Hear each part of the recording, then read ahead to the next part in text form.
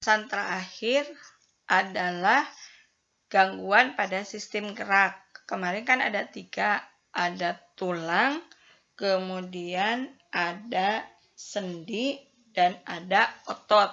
Maka gangguannya juga bisa terjadi pada tulang, terjadi pada sendi, dan pada otot. Kita lihat satu persatu, dimulai dari gangguan pada tulang. Nah, gangguan sistem gerak ini tadi bisa diakibatkan oleh kecelakaan, kekurangan garam mineral atau vitamin, gangguan psikologis, beban aktivitas yang berlebihan, atau dari kesalahan sikap tubuh. Nah, di sini bisa juga terjadi karena infeksi mikroorganisme. Kita lihat tadi gangguan pada tulang. Gangguan pada tulang yang pertama adalah fraktur. Fraktur ini adalah patah tulang. Terjadi jika tenaga yang melawan tulang lebih besar daripada kekuatan tulang. Nah, berdasarkan jenisnya, fraktur itu nanti ada banyak.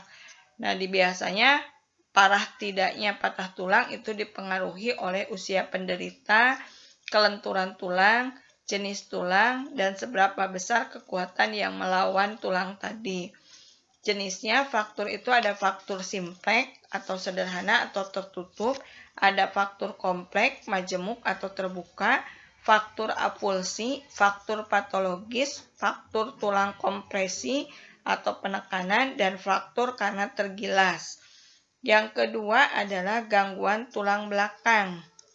Gangguan tulang belakang jenisnya ada 4, kifosis, lordosis, skoliosis, dan sublubricalis.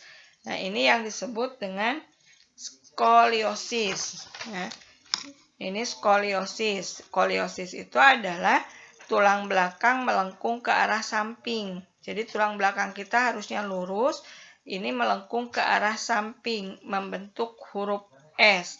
Maka dia mengalami skoliosis. Sehingga membuat penderita itu terlihat bungkuk ke arah samping. Biasanya skoliosis ini disebabkan karena kesalahan posisi kita duduk. Nah, biasanya di kelas, kalian kalau duduk itu nggak bisa tegap. Ya, tidak bisa duduk sempurna. Biasanya miring kanan, miring kiri, gitu ya. Nah, kebiasaan-kebiasaan itu bisa menyebabkan kelainan pada tulang belakang kita. Jadi kalau kita terlalu sering miring kanan, terlalu sering miring kiri, itu memberikan penekanan yang melebihi kemampuan tulangnya. Maka nanti terjadi skoliosis. Ya. Biasanya untuk melihat kita itu skoliosis atau tidak, diawali dari analisis antara bahu kita. Jadi kita berdiri tegak, kemudian kita lihat ke cermin, kita lihat bagian bahu kita ini sejajar atau tidak, seperti di gambar terlihat di sini. Bahu yang sebelahnya lebih tinggi dibandingkan bahu yang sebelahnya.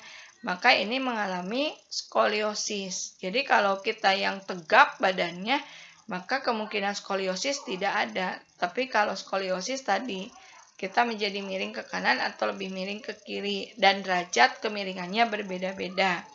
Kemudian yang berikutnya, ini bentuk tulang belakang melengkung ke arah luar tubuh atau ke belakang, yang mengakibatkan penderita menjadi terlihat bongkok.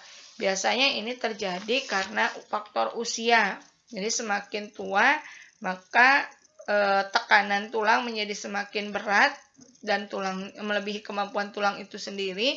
Jadi tulang akhirnya menonjol ke bagian belakang, dan kita terlihat menjadi bungkuk. Berikutnya adalah lordosis. Lordosis adalah tulang belakang bagian lumbar atau pinggang melengkung ke arah dalam tubuh atau ke depan. Nah, biasanya ini dialami oleh ibu-ibu yang hamil karena beban di depan ini lebih berat dibandingkan di belakang. Maka dia bisa mengalami lordosis. Dan yang terakhir, sublubricalis, kelainan pada tulang bagian belakang leher yang menyebabkan kepala berubah ke arah kiri atau ke arah kanan. Di kepalanya tidak bisa lurus ke depan, tetapi ke kiri atau ke kanan. Kemudian yang ketiga adalah gangguan fisiologis tulang. Fisiologis tulang. Jadi dari fungsinya. Yang pertama adalah osteoporosis. Osteoporosis itu adalah tulangnya menjadi rapuh, kemudian keropos, dan mudah patah.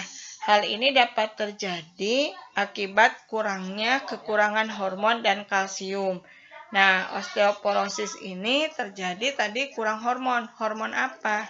Hormon yang kemarin kita bahas adalah hormon testosteron pada laki-laki dan hormon estrogen pada perempuan. Nah, osteoporosis juga disebabkan karena kurangnya asupan kalsium. Biasanya osteoporosis ini paling banyak diderita oleh perempuan karena di usia yang mencapai menopause hormon estrogennya itu menjadi berkurang sehingga kalsium yang masuk ke dalam tubuh tidak dapat diserap dengan baik. Akibatnya tulang-tulang menjadi rapuh dan keropos dan mudah patah. Yang berikutnya adalah rakitis. Rakitis itu pelunakan tulang pada anak-anak karena kekurangan atau gangguan metabolisme vitamin D, magnesium, fosfor, dan kalsium. Rakitis ini berpotensi menyebabkan tulang kaki menjadi bengkok, membentuk huruf O atau huruf X. Itu sebabnya kita disarankan untuk berjemur. Kemarin sudah Ibu jelaskan, berjemur itu dapat mengubah provitamin D yang ada di dalam tubuh kita menjadi vitamin D, sehingga kita tercukupi asupan vitaminnya dan terhindar dari rakitis. Yang berikutnya adalah mikrosepalus. Mikrosepalus ini kelainan pertumbuhan pada tengkorak, sehingga ukuran kepalanya menjadi lebih kecil dari ukuran normalnya. Biasanya mikrosepalus itu terjadi akibat kegagalan pertumbuhan otak saat bayi setelah terkena infeksi, misalkan meningitis. Yang berikutnya adalah hidrosepalus. Hidrosepalus ini gangguan aliran cairan di dalam otak yang menyebabkan cairan otak itu pelebaran rongga tempurung otak sehingga otaknya membesar. Jadi di sini cairannya banyak. Biasanya ini ukuran kepalanya menjadi lebih besar daripada ukuran tubuhnya dan si kepalanya itu seperti balon yang diisi oleh air karena memang terjadi gangguan aliran cairan otak. Ya. Jadi dia biasanya harus disedot cairannya. Kemudian yang kelima adalah layu atau semu, di mana tulang tidak bertenaga akibat dari infeksi. Misalkan infeksi dari sifilis, itu bisa menyebabkan layu atau semu. Gangguan yang kedua adalah gangguan pada sendi. Yang pertama terkilir. Terkilir adalah gangguan sendi akibat gerakan yang tidak biasa atau gerakan yang dipaksa atau gerakan yang dilakukan secara tiba-tiba. Nah, terkilir ini dapat menyebabkan memar, bengkak, dan rasa sakit. Yang kedua adalah dislokasi. Dislokasi ini adalah pergeseran tulang penyusun sendi dari posisi normal. Yang keempat, osteoartritis. Kerusakan tulang rawan yang berfungsi sebagai bantalan pada sendi.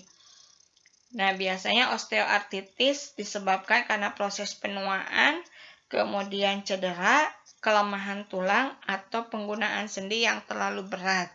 Yang keempat, ankilosis. Sendinya tidak dapat digerakkan dan ujung-ujung antar tulang terasa bersatu.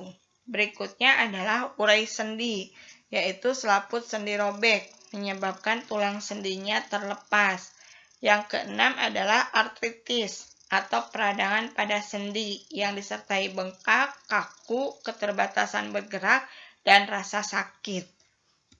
Nah, artritis ini ada berbagai macam, diantaranya ada artritis rheumatoid, gout artritis, artritis psoriatik, artritis Zika, artritis edukatif, dan artritis septik. Gangguan berikutnya adalah gangguan yang terjadi pada otot. Yang pertama adalah hipertrofi. Hipertrofi itu gangguan akibat otot yang berkembang menjadi lebih besar. Hipertrofi ini dapat diakibatkan oleh aktivitas otot yang kuat, berulang-ulang, dan terus-menerus, serta nutrisi yang banyak. Biasanya terjadi pada orang yang sering berolahraga atau bekerja keras. Ya. Biasanya tukang bangunan itu biasanya mengalami hipertrofi.